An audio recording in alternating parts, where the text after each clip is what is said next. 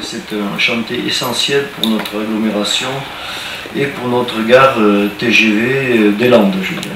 On a visité le chantier, on voit bien, le rond-point en haut de Saint-Vincent-de-Paul est terminé dans son dessin. Maintenant il y a du revêtement, mais il est terminé.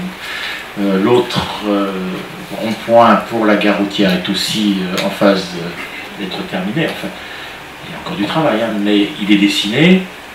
Et les travaux qui vont continuer vont être des travaux de nuit qui vont finir ce rond-point. Donc on va pouvoir réouvrir.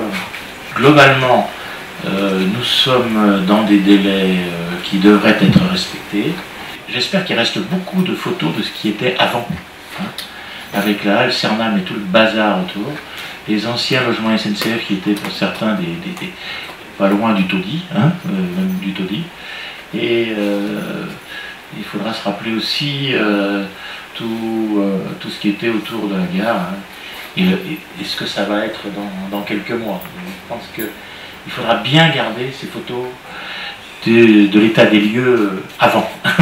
Tous ces aménagements-là ont permis effectivement de libérer un grand espace qui va bientôt donc accueillir, comme j'ai expliqué tout à l'heure sur le chantier, donc la gare routière et puis le futur parc de l'Adour.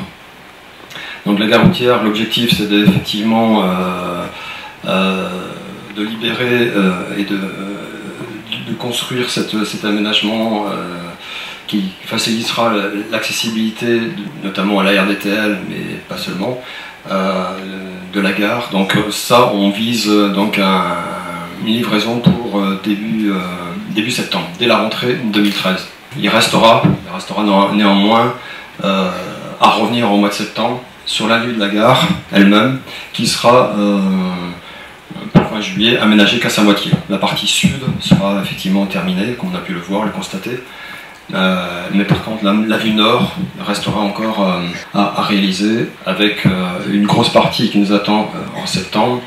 C'est la partie concrète du projet qui est emblématique de l'arrivée sur Dax depuis la descente des trains. C'est l'aménagement du parvis avec notamment 2 fontaines.